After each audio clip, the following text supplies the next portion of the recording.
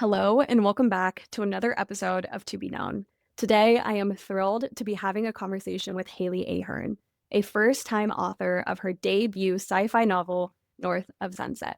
Now, I won't tell you too many details about this book because that is her story to tell, but I will tell you a little bit of what I know about Haley.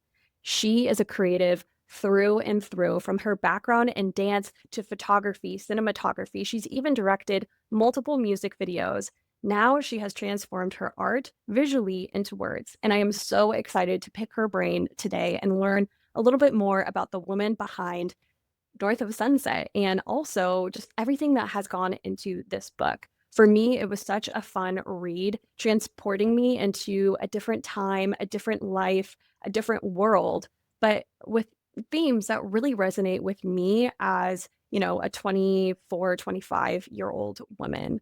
I am so excited for you to learn more about Haley and her novel, North of Sunset.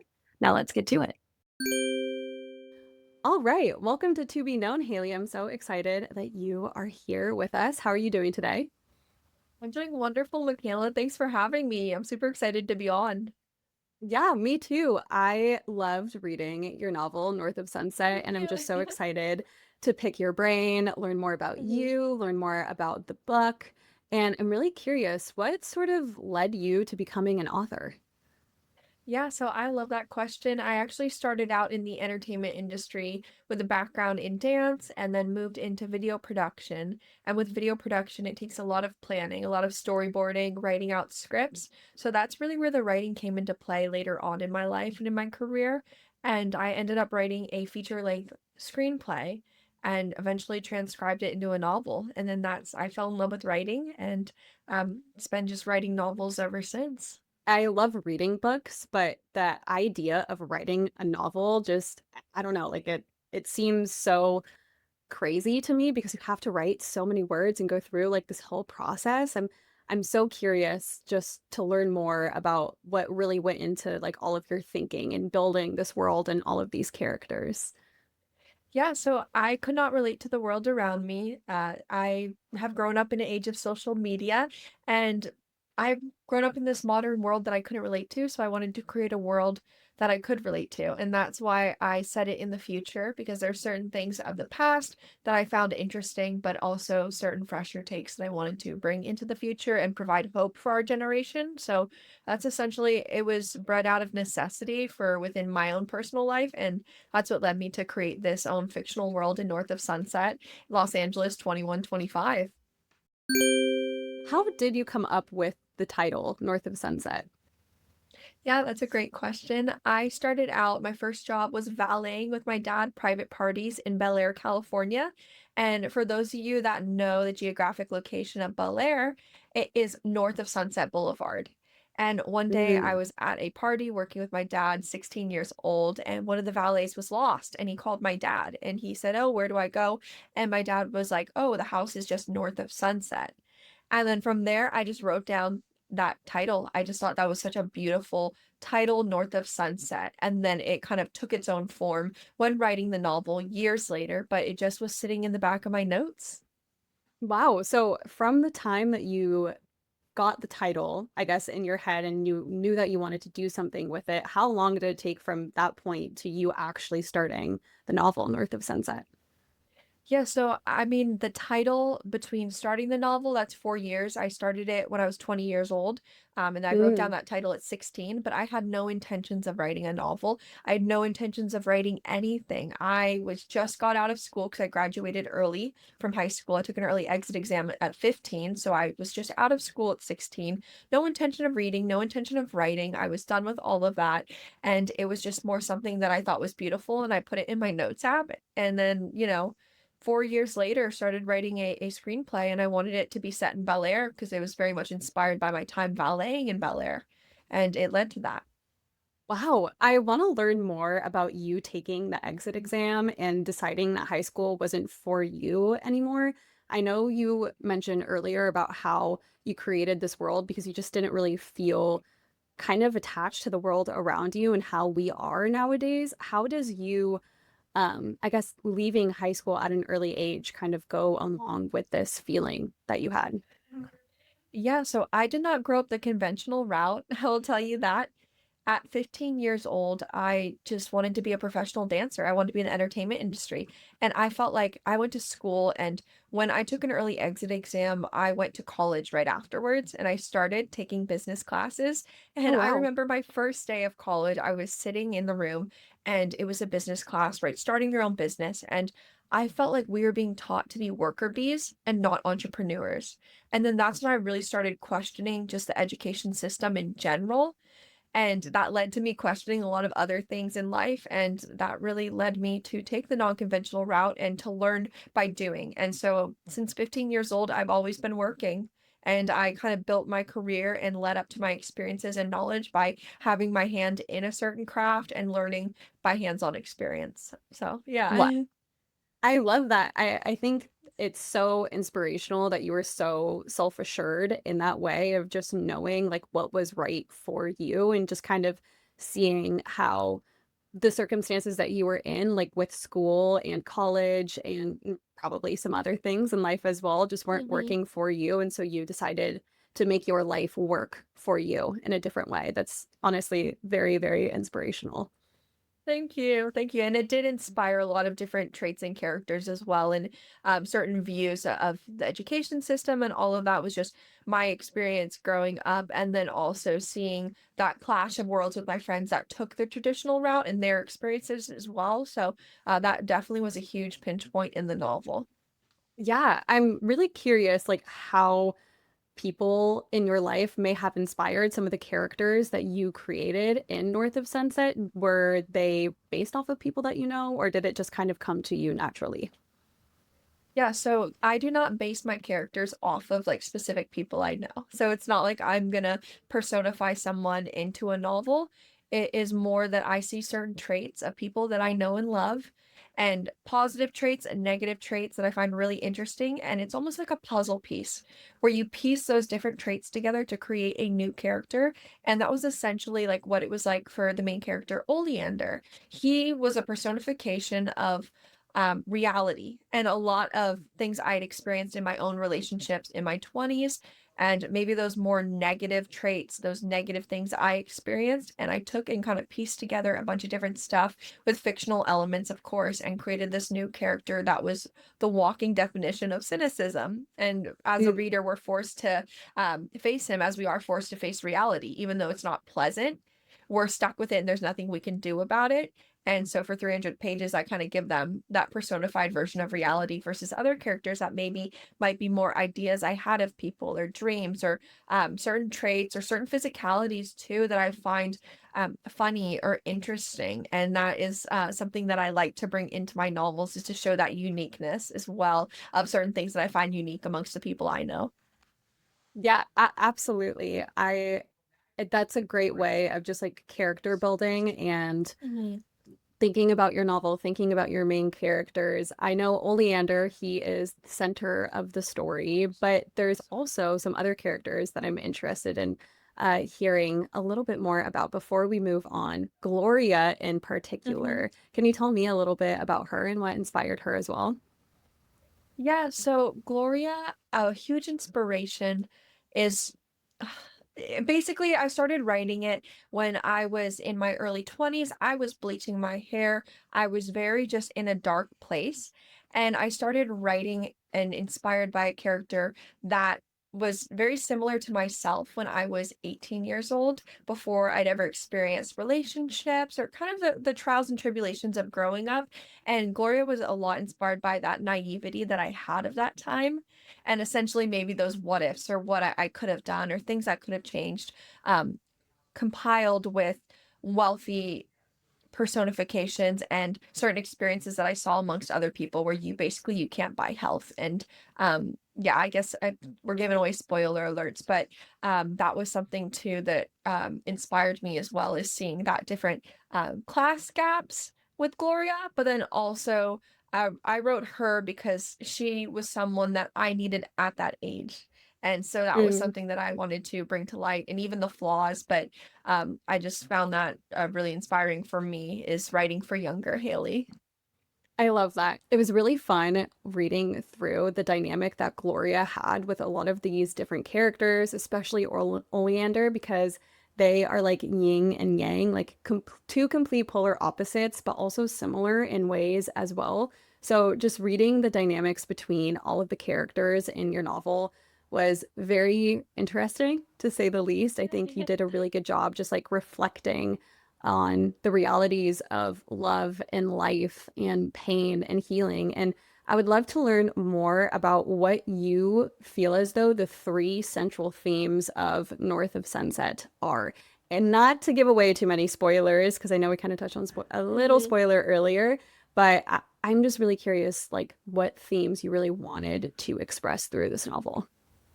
Yeah, so a big theme in North of Sunset is perspective. And that is something that I think is so important in life because we go through ups and downs, peaks and valleys, but it's all about our outlook.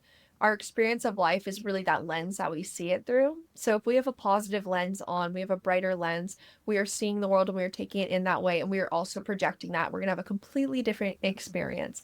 And so perspective is a huge part that is throughout the whole entire novel. There's certain clues, there's certain hints, and just finding heaven on earth essentially is a huge part of it. So philosophically, I would say that is a huge point that I want to make in the novel. And then a second theme is relationships, especially in your early 20s when you're not sure what you're doing with your life because people always talk about a midlife crisis, but I truly believe we go through a quarter life crisis. And we see that, especially in our early to mid 20s, of figuring out what am I doing with my life? I was supposed to be an adult at this stage and have everything figured out. And you realize that you never do. And then bringing other people into that world without wiping your feet at the door before you let them in, it creates a lot of different friction that we don't necessarily see in novels, and that's why this novel is defined as coming of age as well as science fiction, because it's navigating relationships in your early 20s, and I think your early 20s is when you learn the most and you fall the hardest, especially with love and relationships and dealing with different dynamics. So I wanted a realistic portrayal of relationships in your 20s. So that is a huge theme. And then the third theme is more that science fiction route of one, what is the government's place in our society today and in the future? What are the societal repercussions of today's culture with social media and overconsumption and a little bit more hedonistic tendencies that we see that are promoted on social media? So that is a huge theme that I wanted to bring into the novel and essentially honing in it and going back to our moral compass. Because what I find normal, I feel it has become so controversial now. And I see that throughout, and I just can say, certain statements that go against the grain of today's society that I think are completely normal and mild. And that is something that I wanted to bring back in the novel is bringing back normalcy in morals. So that is the third, more science fiction dystopian route. I feel like a futuristic world is a great way to bring light into the world that we're living in today in a long-term pattern assessing way. Yeah, I love the world that you created because I do think that it was just such a unique critique of just what we're doing right now, especially with smartphones and social media. I don't want to get into too much of Mhm. the details of what I sort of saw and read through North of Sunset because I don't know, like it really made me take like a double take of wow, like what will this lead to in the future? Because I really haven't thought about it in I guess like a dystopian sort of way because, Mhm. it just like an episode of Black Mirror, I'm just like, yeah, like this is a weird reality that we live in, but I'm not, I'm kind of being a sheep about it in a sense. And Mhm. I love the perspective, speaking of perspective, that you took, that, or I guess that you have of just social media and us having these smartphones and how that can translate in the future of what the world might look like. And you did a really, going back to the second theme, you did an excellent job of portraying the reality of relationships, especially in our younger 20s, because you're right, you do fall hard and you do learn more than you would ever expect to in your teen years, like Mhm. in your 20s. I'm assuming for you as well as for myself that Mhm. being young and being in your 20s, you just learn so much about yourself that it can feel painful at times. but it's Mhm. there, there's a beauty in the pain as well. Exactly, and it brings on a lot of change and a lot of self-discovery that, when you're bringing someone else into that dynamic, you either both have to grow together or grow apart, and, that is something that we see versus relationships in your 30s and 40s. You're still always growing and learning, but you have a sense of who you are, and so it's hard to have someone love you when you don't even know yourself yet, so that is something that I wanted to bring to light.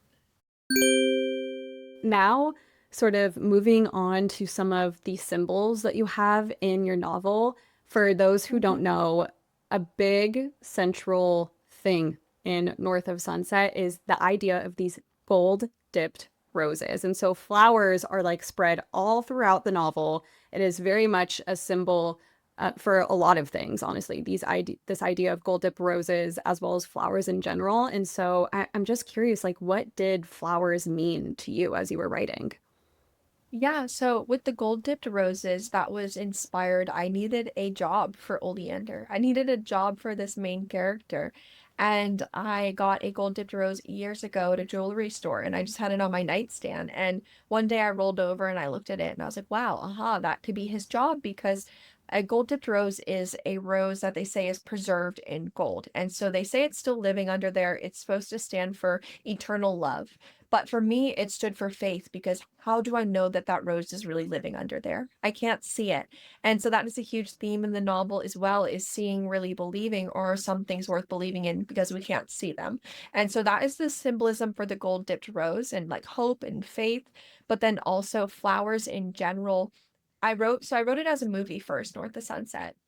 And with Hmm. my cinematic background, I had this idea of a film noir world, very industrial, factories and black and white and harsh shadows, and this very masculine setting, right? And so I wanted to bring an opposite shift of perspective cinematically, something soft and round and pastel colors. And I thought flowers, that is nature versus the machine. And that is something that we always see. And flowers are known to be something that are so beautiful and almost miraculous when we look at it. They're gorgeous. They grow up out of the ground, and we use them for so many different things. So I started to kind of look into that concept, discovered florography, which is the ancient language of flowers. And with that, that comes down to our sense of communication, and that symbolized a lot of communication between characters, of how you say things, not just what you say, because you can take a certain type of flower, and if you give to someone and it's white versus pink, they have two different meanings completely. One could mean I am madly in love with you. The next could say, get away from me. I never want to talk to you again, in florography. And I thought that was so fun and so interesting. And as a writer, our form of communication is writing, but we're always looking for different ways of communication, because that's what we want to do. We want to get what's in our heart out into the world. And with flowers, that was just an easy, natural path for me that I found myself gravitated towards. And I love all the frills. I love the beauty of flowers. And I think it just really created a nice balance visually, aesthetically, and symbolically for the novel. Absolutely. I love just reading through and the little nuggets of florography that you gave about the different meanings of flowers throughout the book. It helped me learn more about that as well. And Mhm. I've never heard of the term, but I knew that different flowers had different meaning. And so that was just like a fun little nugget that you had throughout the book that I really loved. Mhm. And speaking of other like specific imagery that you had throughout the novel, and this is kind of more of just like a personal question because I'm like, wow, Yeah. like why does this keep coming up in the novel? But this idea of like decomposed granite just kept coming up Mhm. whenever Oleander was walking outside of, the Fuller home. And not to give too many spoilers, but it just kept Mhm. coming up and I just kept being more and more curious about what this means in the novel and I couldn't figure it out. Yeah, so I love this question, and this question actually got me thinking a lot. And with authors, we fear repetition, right? We fear repetition, and we're always like, oh, like use that word too many times in the novel. But we have to look at how people communicate and with human nature. And so you dive into the psyche, and you remember that, wait, Oleander is telling this story as a 75-year-old man. Right? He's a 75-year-old man. He's telling this story, and he's trying to remember this summer of when he was in his early 20s. And for me, when I remember stuff, and you'll probably find yourself doing it too, you look for a concretized detail. you look for something to ground you back to that time in that place. And so essentially it stands for he is pulling himself back as he's telling the story back to he remembers what ground he walked on. He remembers the feel. He remembers that decomposed granite is not common. We see it a lot in higher scale estates, certain places. And so it's this grounding sense, and it also grounds the reader as it's grounding Oleander as an old man back to that detail. It's like the same thing of I think about our family ranch that I used to go to as a kid. And it's every time I remember it, we had gravel. We had like a rough gravel driveway that we'd run on in our bare feet. But every time I think about that ranch house, I remember I'm like, oh yeah, and we'd run on the gravel. Or I remember we'd drive up the gravel driveway, or we'd be on the gravel. And it was essentially placing yourself physically and mentally in that time. And same with smells, right? Oh, I remember, what my grandma's apple pie smelled like. And every time you remember when your grandma was alive and you were with her, you remember that apple pie and you find yourself reeling and going back to it. And so for Oleander, it was the decomposed granite. Wow, okay. I would have never caught on to that small of a detail that really is, I mean, it's the ground beneath his feet that grounds him back into that time of his life. I would have never really put two and two together in that way. Yeah, so it's not necessarily the importance of the actual physicality of I want the reader to know they're on decomposed granite, but it's or gravel, decomposed gravel. It's more of the fact that he is just trying to get back into that headspace by trying to get back into that place. Wow, okay. Well, he definitely does a really great job of retelling this story, what, like 50 years later? I think that's the Yeah. timing of it. Mhm. A quote that I loved in The North of Sunset, I think it was found in chapter 21, but it's this Mhm. idea that Oleander, I think, expresses that maturity is when character replaces ego. And this is a quote that just really struck me and made me reflect on my own life. And I'm curious, in the novel, we understand why Oleander is saying this, but I'm curious when this shift happened in your own life. Yeah, so took a lot of things in life to humble you. When you are young, you have a big ego. You think you're invincible. You think you know it all because you essentially have this house of cards that the wind has not knocked down yet. And so you have a very weak foundation, and it takes a lot of time to build that foundation. And I love this Dostoevsky quote, and I'm going to paraphrase it, but it's more the concept that a wise man calls himself a fool at least once a day. And for me, it was the past few years of my life have definitely been really hard. I uprooted my whole life to move across the country and lost everything that I labeled myself as at the time or I saw value in. I lost everything. And it took that to realize that you don't need those things and you need what's within your soul. And for me, like I found a lot of sense of maturity of finding out who I am and finding out who I'm not and knowing my shortcomings and accepting myself for those flaws and not being afraid to admit when I'm wrong. My family always jokes that I have last word syndrome. So they would always say that whenever we get in arguments, I always had to have the last word. And that is something that with maturity, you grow and you realize that, maybe I don't know everything. Maybe I'm not always right. And you have that self-awareness. And that is a huge part. When you have an ego, you are not self-aware. An ego blinds you. And so finally it's taking that veil off and being able to see and being able to see everything. I believe that is true maturity is being self-aware and understanding and admitting when you are wrong. And that is why that ego gets dropped because you can't have an ego and you can't be mature because the two I think are complete opposites. So that is my answer. Within my own life, I really had to face a lot of humbling moments, a lot of humility, a lot of valleys, essentially, lose everything that I thought defined me to really find that maturity within and find those things that are important and see the things that aren't so important and the things that I thought were important that I realized weren't. Yeah, I know this quote. It's been told to me in the past that like sometimes you need to break down in order to like break through. And I feel like that Hmm. kind of goes along with some of the things that you said of just like sometimes like things need to get the worst they've ever been before they could get any better. And that comes with just even our own characters, our own character in our own life of sometimes like sometimes you just get to the point where you're just not a good person and then life snaps you back into being like, hey, what are you doing? You got to be a better person. Mhm. And I think that's when, as you said, like that's when the maturity aspect and quality of character replaces like the ego and the vanity and just kind of being immature to the world around you and yourself in a sense. Exactly, yep. Yeah, and I love that you, love that quote because that was definitely a fun one to write, and that was a fun mindset to reflect on.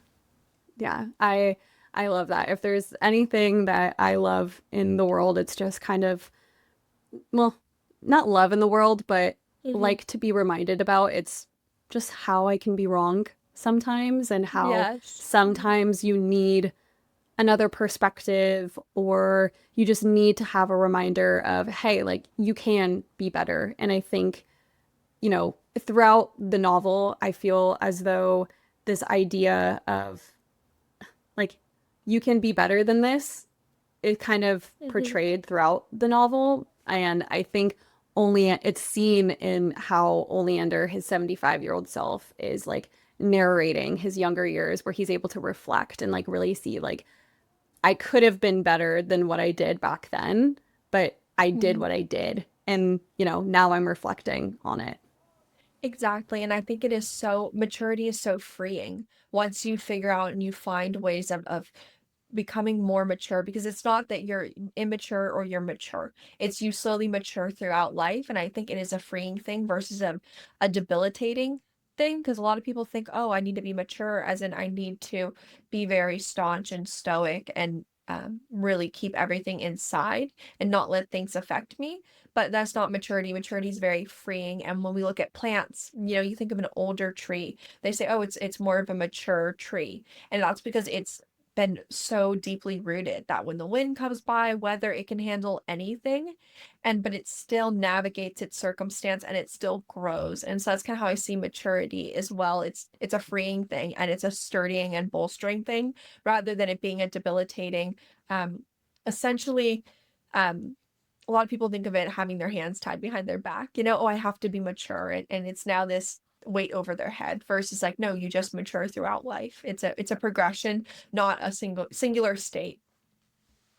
I love that. I really like the idea of like the tree being deeply rooted in this idea of maturity. I haven't thought of it that way, so I love having a new Hmm. perspective about those sorts of things, and I will definitely steal that from you in my own Yeah. life of just like Yeah. remembering and kind of thinking to myself, like, okay, like I'm just digging deeper roots and I am growing with every day. And that's Hmm. I really love that image that it created in my mind.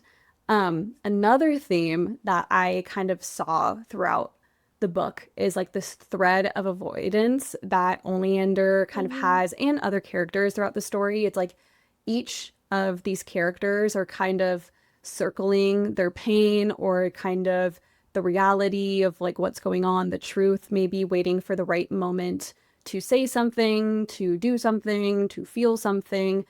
Um, Without going into too much detail about the characters, I'm just curious if you feel as though there is a right time to deal with pain, or, is it just something that you do? Like, is there such thing as right time to deal with the pain or to have a conversation or to heal?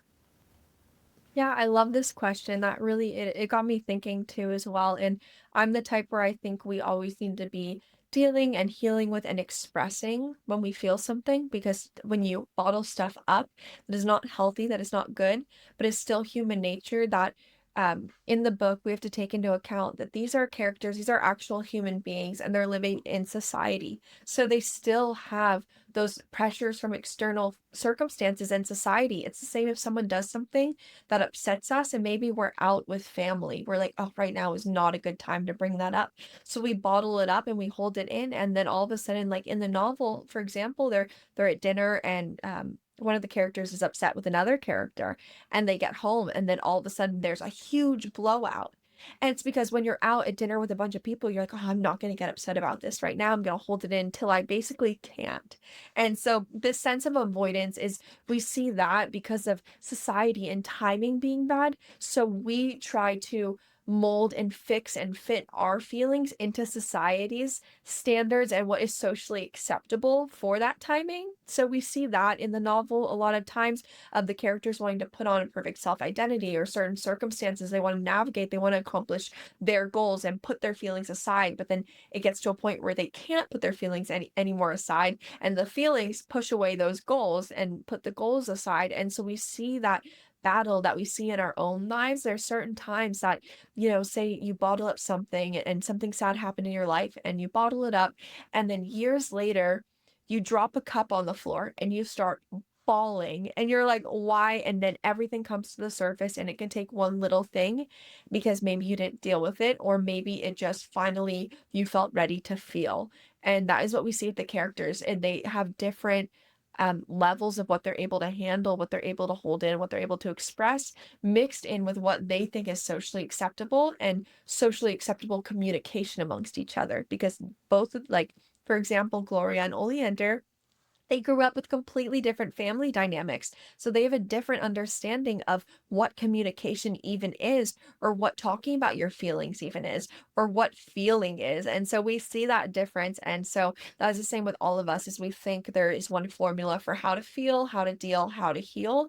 And most of the time, it is such a wide timeline. So that is something that I wanted to also portray in the novel, of something happens, a character reacts right away, there's a blow up, but then other times where it's just bottled up and it's pain, it's the little things that trigger someone. So I wanted to show that well-rounded, more emotional psyche sense of that. I I I love everything that you just said because Mhm. this sense of like doing what is socially acceptable, even like with our emotions and our Mhm. dynamics that we could have, like with, just really anyone in our life of just, okay, Yeah. should I be bottling this up or should I be expressing it now? And like, when is the right time for me to do this or say this?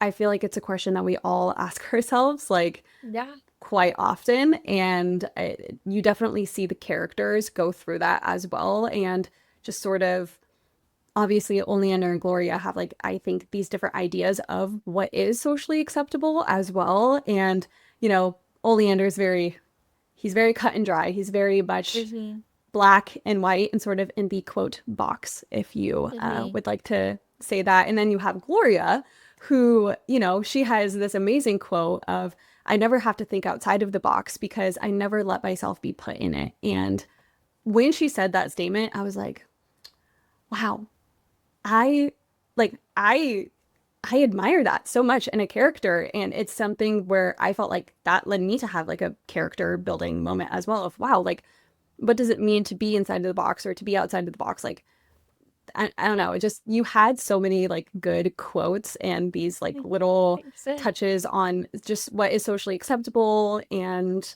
I don't know, like I love how you sort of critiqued these ways that people operate and what is socially acceptable, these critiques of society as well. And I'm really curious, do you relate to Gloria in that line of I never have to think outside of the box because I never let myself be put into it? Yeah, totally. I mean, I definitely do, and I think her mentality reminds me a lot of when I was younger. And we have to think about too her circumstance, that she is very wealthy. She's never had to work a day in her life. She hasn't been faced with certain realities that other people have, right? So she has that prejudice a little bit, right? Which we take with the rest of everything else she says. But also when you're young and you think about, growing up being put in a box, it essentially being labeled or being in this. For me, I think about like corporate jobs. And it is Mhm. so much harder to leave something once you've been involved versus never touching it. Same with addiction, right? We see that a lot with addiction of if somebody says they're a recovering alcoholic, they're always going to be a recovering alcoholic. They always had that in their past, and they never want to go back to that, versus somebody who's like won't even touch alcohol. That is so much easier than to have to pull yourself out of that certain trapped essentially trapped state.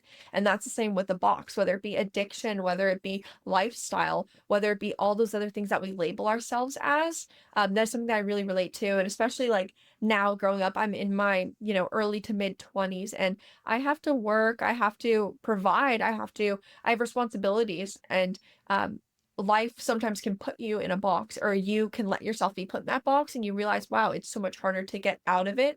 Versus I think about 18-year-old Haley. She would see a box and she would laugh at that and she would say, I'm not even going anywhere near that.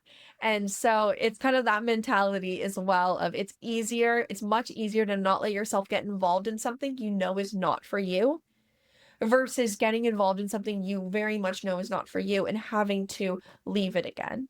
So that quote was something very special to me, and that's something that my parents always told me growing up. And throughout the novel, there's a lot of life lessons that I heard as a child, and kind of that youthful look on life is something that Gloria really portrays with that quote. That quote just really struck me because I feel as though I can be more like Oleander than Gloria. Like I aspire to be a little bit more like Gloria and like Mm-hmm. just how much she wears her heart on her sleeve versus Oleander, who kind of protects himself in a way. I do think that Oleander can Mm-hmm. be avoidant of certain things and can be a little bit obviously more black and white than Mm-hmm. Gloria, where I feel like kind of he is black and white and she is like all of the colors like Mm-hmm. splattered everywhere. You know what I mean? Like Yeah. Type A she versus type B. truly. And Mm-hmm. it's I love the juxtaposition of these characters and how they just kind of bounce off of each other in a way. Because Oleander, I mean, as I said earlier, he has trouble expressing his feelings. And then Gloria, she like recklessly says things like outright at times where you're like, oh my God, like, wow, you said that. Okay. Yeah, And exactly. Like, okay. yeah.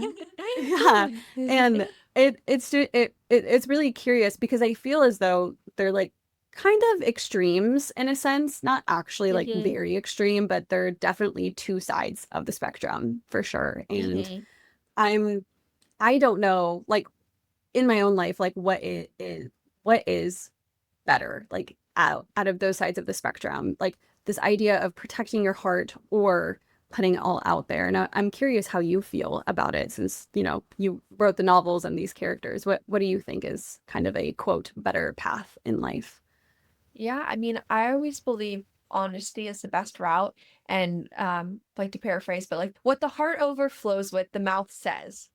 Hmm. And so essentially, if your heart is in the right place and you're rooted in kindness, you don't have to worry about honesty and you don't have to worry about saying the wrong thing, because I truly believe that people that really know you and love you will appreciate that. And so I always go with the route of honesty and being upfront with people. And sometimes, yes, that can be problematic. And as you get older, you realize certain times that maybe you shouldn't say certain things or let things go.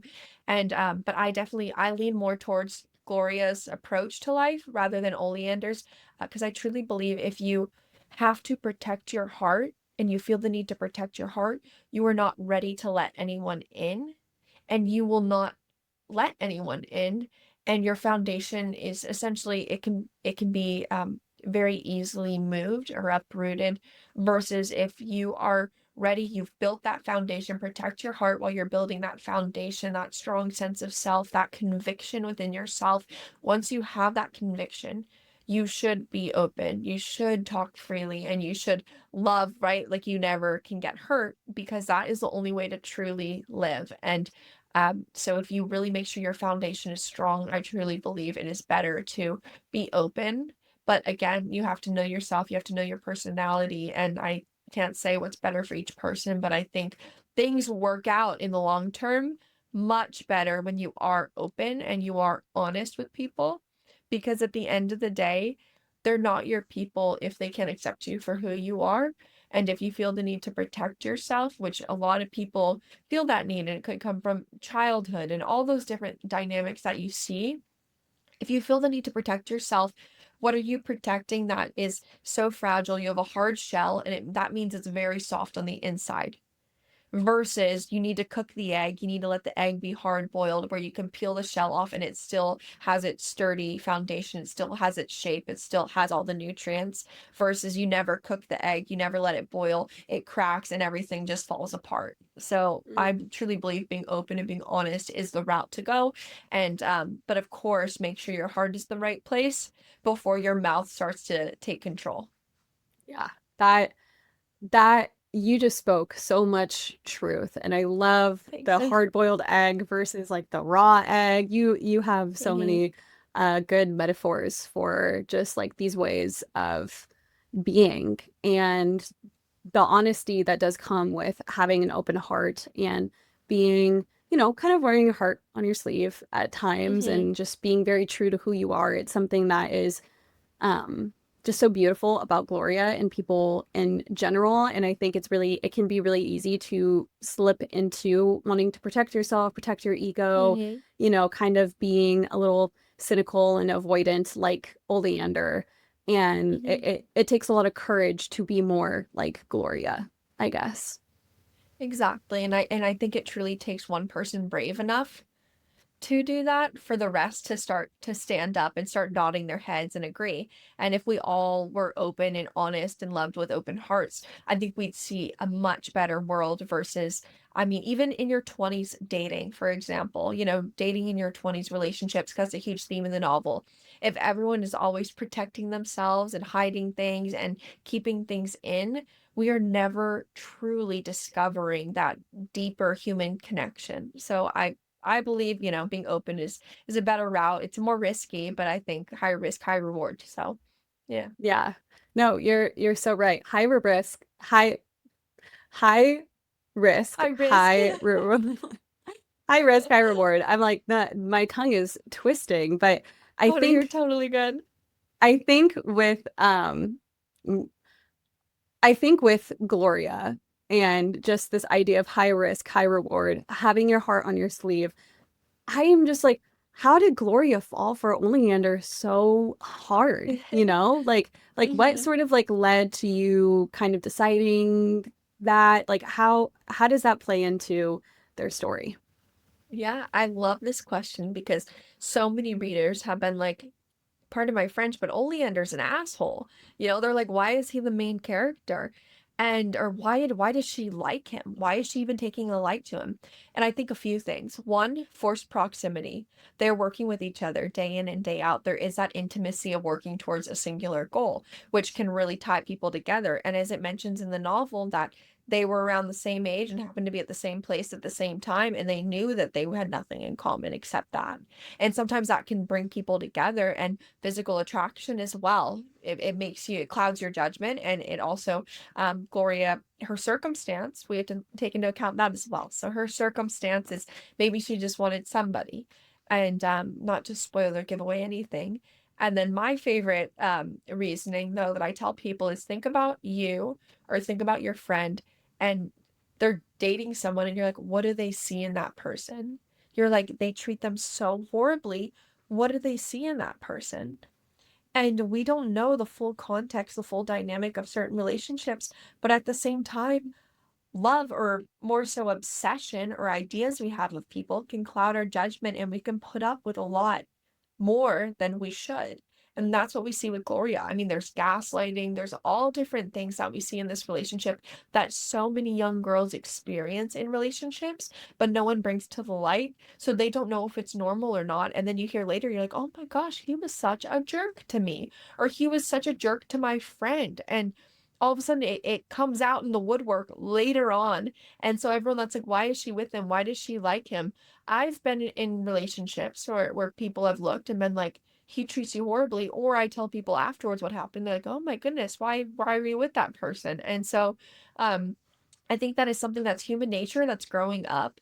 That is something that we like to have good reasons to like people, and we want a likable love story. But in reality, there are certain relationships where we're like, oh my gosh, she's dating a jerk. And that is just a reality that we face sometimes in just human nature, and on both sides, both genders, all of that.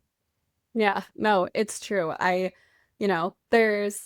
It's something that I think happens not just when we're young, but throughout the rest of our lives Mm-hmm. of just like, oh, being I think close proximity, the fact that you bring that up, like that is definitely something where close proximity to someone can just kind of make the lines blur in between like, is this actually a good connection or am I just around this person? And Hmm. I think it's interesting that you bring that up when it does come to like why Gloria kind of fell for Oleander. And, Hmm. Oleander's Oleander, so not to get into too much detail Yeah. about him. Exactly. And you think about too, like throughout the novel, like they have completely different lifestyles and family dynamics, and they kind of resent each other as both of them have something that the other person doesn't have. So we think about Yes. that Oleander wants that wealth, he wants that grand lifestyle, he wants that love that from a father, but Gloria sees Oleander and Oleander has that freedom.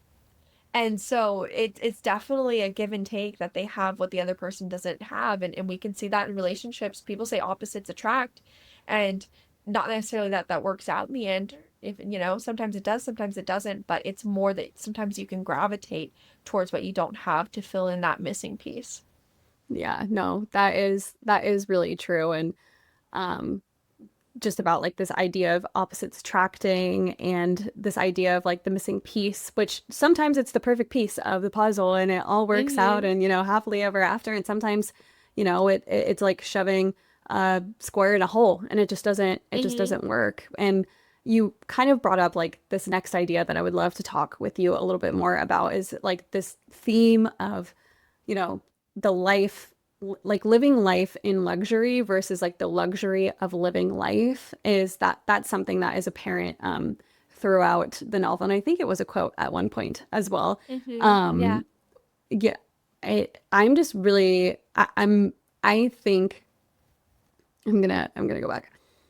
Mm-hmm. It's definitely something that I have thought about in my own life of this idea of, having money and like, living a life with money versus like living a life of quality. And I feel as though that's kind of like what's at the heart of these different sides that you're talking about in the novel. I'm curious about how you feel about these things as well. What side do you fall towards, I Mm-hmm. guess? Yeah. So one, I will say money makes the world go round, and it is very hard to live a life of quality without money because we need that to survive. And that's just the way society works, right? So I can't be like, oh, I wish, everything was free because that's just not reality. And we have certain structures, right? But at the end of the day, I definitely err more towards it's important to love the life you're living and to not take things for granted. That is a huge theme in the novel. And a big part that inspired me, I can give you two personal experiences that inspired me was one valeting these private parties in Bel Air, California. And you had these exorbitantly wealthy people. Like I'm talking about daddy has owned a oil, mine for years and the family goes back to someone invented television, right? So it's like Mm-hmm. this amazing sense of wealth. And then all of a sudden, within a few weeks, all of a sudden you hear that somebody drops dead. And because they were sick, right? And it there's certain sobering moments that I would see amongst these wealthy people of them, their bodies deteriorating, and you cannot buy health. You cannot buy love. You cannot buy health. You cannot buy joy. And those are certain things that I really wanted to show in the novel because our priorities can get mixed up in life. They can get so mixed up, and I would see the most saddest people with the most money, and that was a huge wake up call for me. It doesn't matter the house, the car, the designer, whatever. That is not going to lead to happiness versus finding true meaning in life and being able to look out and see the miracles every day. So that's like a huge part. Also growing up, I did have like a very very impactful life-threatening experience when I was a teenager, and that just completely rewired my brain of that nothing, you cannot take anything for granted.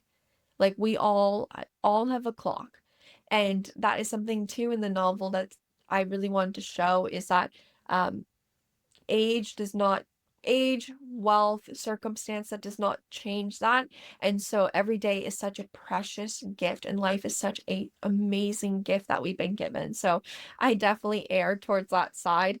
And don't get me wrong, I think it's fun, to admire certain cars or certain things. And I'm a girl. I love to shop. Are you kidding me? Get me in a cute little boutique store with some dresses and bows, and I'm like, okay, whatever. Max out the credit Mhm. card. But at the end of the day, that is not what's important. That is not going to lead to Mhm. a fulfilled life, and you're going to have buyer's remorse and a sad heart Mhm. versus when you prioritize those meetings, those relationships, really taking the world and absorbing it and really living. And that's like a huge theme in the novel.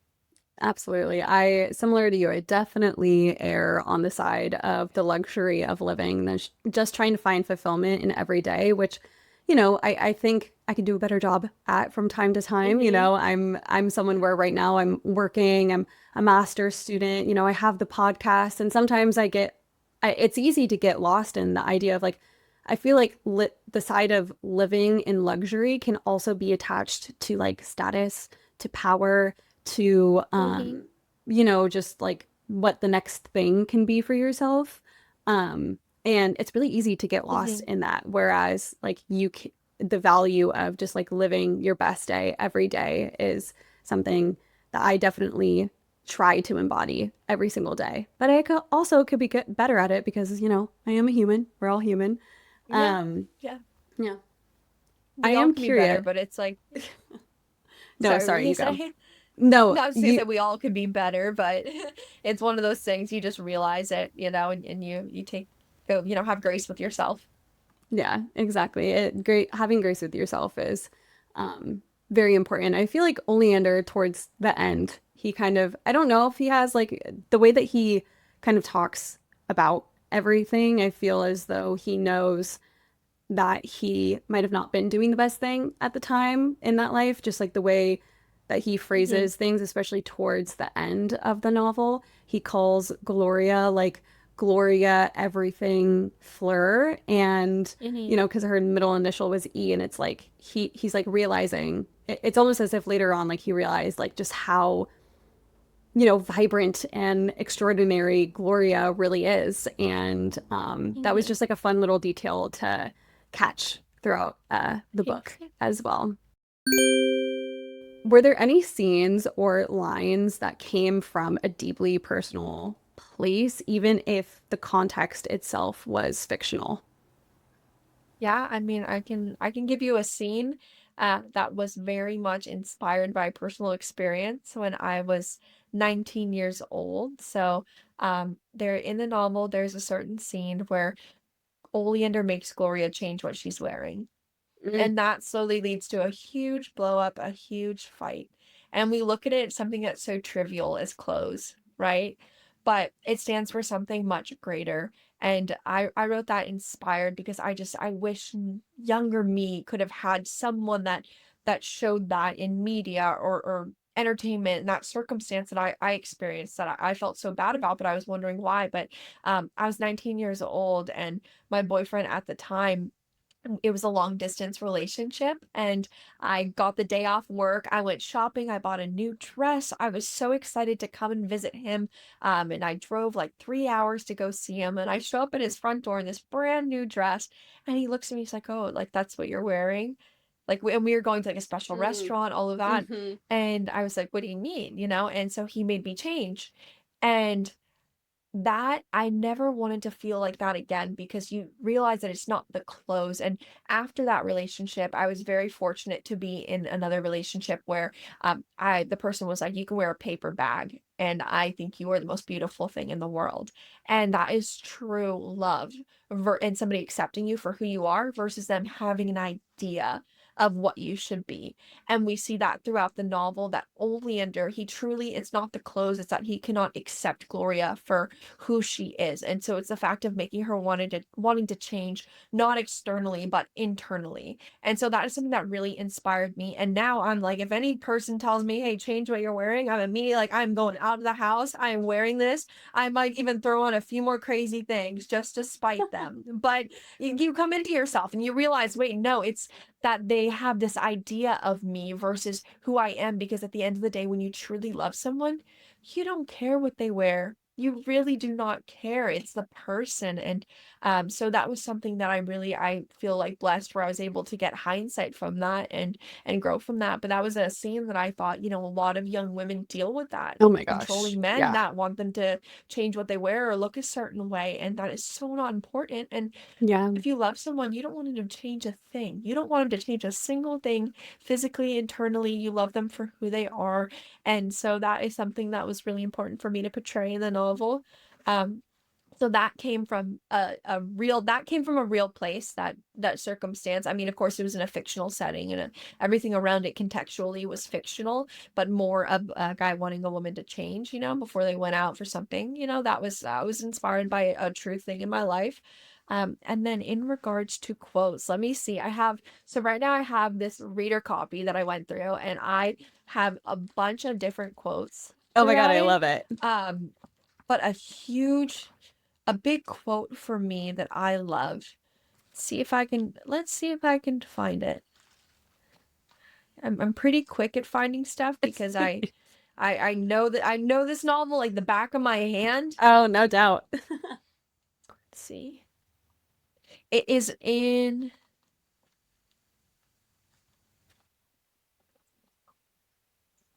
it's in chapter 5. So in chapter 5, this is when Oleander meets Franklin for the first time, and Franklin is the chauffeur for those of you that have not read it. And they just drive down and he picks him up at the factory, and Oleander describes the factory as beautiful. And Franklin is like, "Well, I can tell that job is sucking the life out of you." And Oleander's like, "How can you tell?" And then Franklin says, "The way someone says beautiful is the ultimate telltale sign if they mean it or not. It's not the meaning of the word, it's the tone of how they say it." And so, essentially, a huge theme in this novel, and same with the flowers, same with everything. It's about the tone of how you say things and all that unspoken communication amongst people versus just the actual words. And that is a quote that throughout the novel, it gets pulled through. And I think I just love it contextually too because of the plot. But that is something that a lot of times, especially in relationships, because it is a romance book still. We still have romantic involvement in this book. And a lot of times in relationships, we're like, well, he said this or they said that and all the different things, but our gut is telling us something different. And it's about trusting your gut. It's how someone says something. It's not what they're telling you. It's their action. It's the feeling behind it, not the words. And um, you know, as a writer, we're all about words. And there are certain things that George Saunders wrote in a book. It's A Swim in a Pond in the Rain. And he talks about Russian literature and these certain old school classic Russian writers that really touch on this premise of there are so much underlying things that we feel that we can't even describe. And so that line for me really brings that to light. And that's been a big inspiration in my writing. It's not what they say, it's how they say it. And yeah, so that one is also a deep meaning for me with my personal life. Wow. I love that. And Thanks, honey. that quote, it definitely gets brought up a lot in Hmm. the novel, and just like this idea of like not the idea, but just the actuality of how someone says something and the tone that they do share, like the idea of, oh, you look beautiful, and like actually mean it, or yeah, you look beautiful. Like it, there's Yeah, so it's much so different. context. Yeah, it is very different. And the fact that he even used the word beautiful to describe the factory, when I'm pretty sure it was, I don't know, maybe it was drab, or maybe his job Yeah. itself was drab, and he just like was like, oh yeah, it's beautiful, like, like He that's how hated that I. factory. Yeah. No, he really did. He And it's did. just Yeah. why did you even say it that way? And it's just, as you said earlier, like this idea of saying what's socially acceptable versus like what isn't, and kind of the power play between like him and Franklin in that moment of, oh, like, Franklin works for the family and he Hmm. doesn't work for the family, and he's getting swept away. And I don't know, it was a very interesting line that definitely comes full circle in the end, and I Yes, loved it how takes it many came. forms.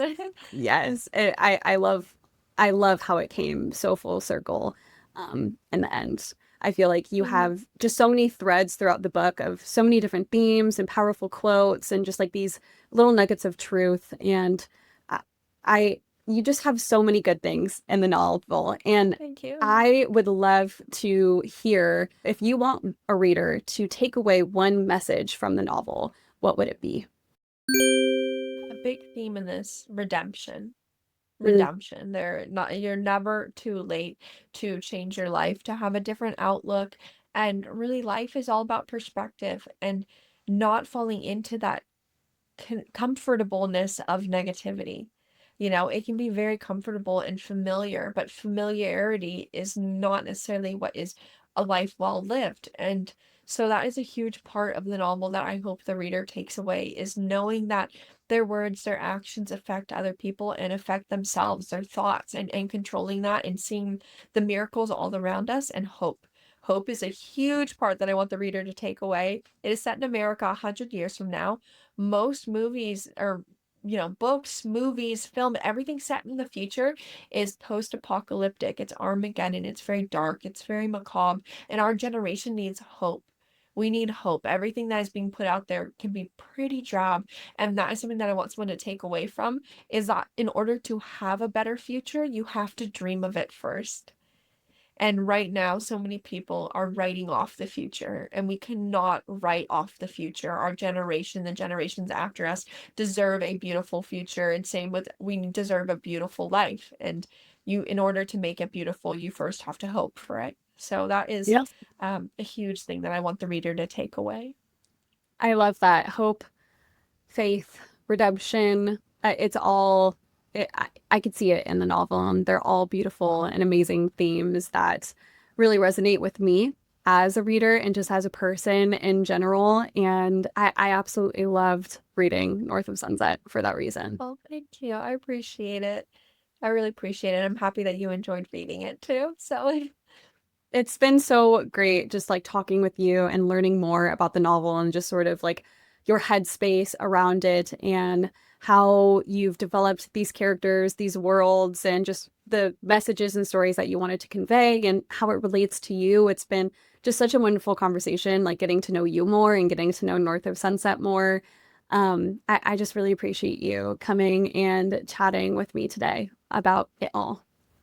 thank you, Makayla, for having me on. And it was so fun to be able to talk about more the psyche of these characters and their relationships and more of those less talked about topics in writing books. A lot of times we ask about practice or kind of the publishing world and the business side of it. And it's been so wonderful to be able to, because I've spent 4 years with these people. I know these Yeah. people in and out in this book. I know them. I birthed them. Like I've become very familiar with these characters, and it's wonderful to be able to talk about them because they deserve to be understood too. So, That's that's beautiful. I think there's a lot that you can learn about yourself through North of Sunset, and I love learning about the characters as well as myself because of them.